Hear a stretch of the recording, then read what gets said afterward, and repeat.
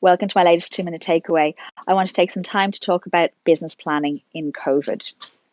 I'm Hilary O'Dwyer, founder of Titian Consulting, your virtual CFO.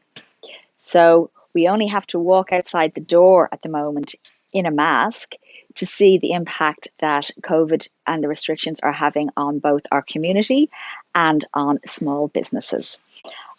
And it's being devastating. But we're also reading in the paper that some businesses have pivoted and through the pandemic and they're absolutely thriving.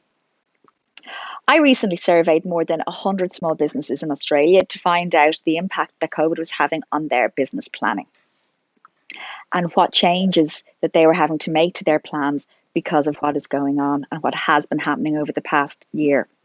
And this is so important because small businesses make up 32% of Australian GDP and they employ 44% of the total workforce.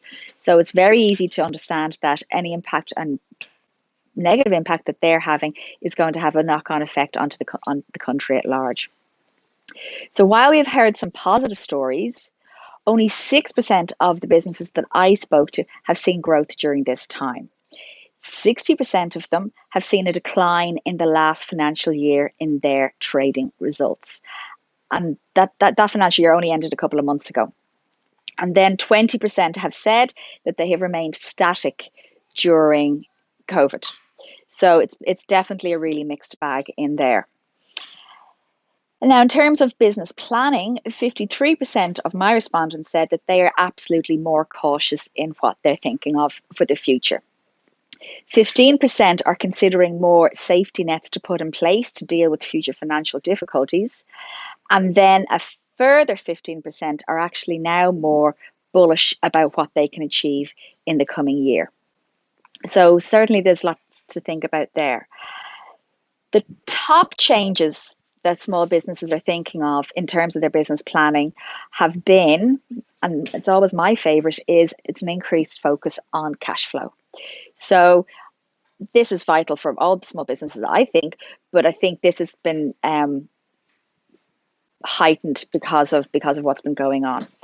11% want to create a cash buffer to weather future difficulties, which is always a good plan if possible to put in place.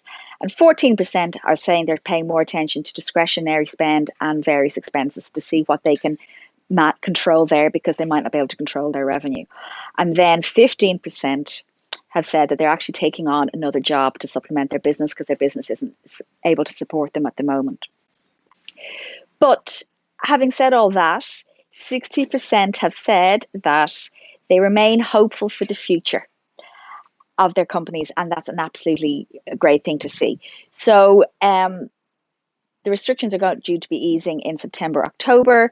We do see a pathway out of this, but it is interesting to get a feel for what's happening on the ground. Thanks very much and see you next time.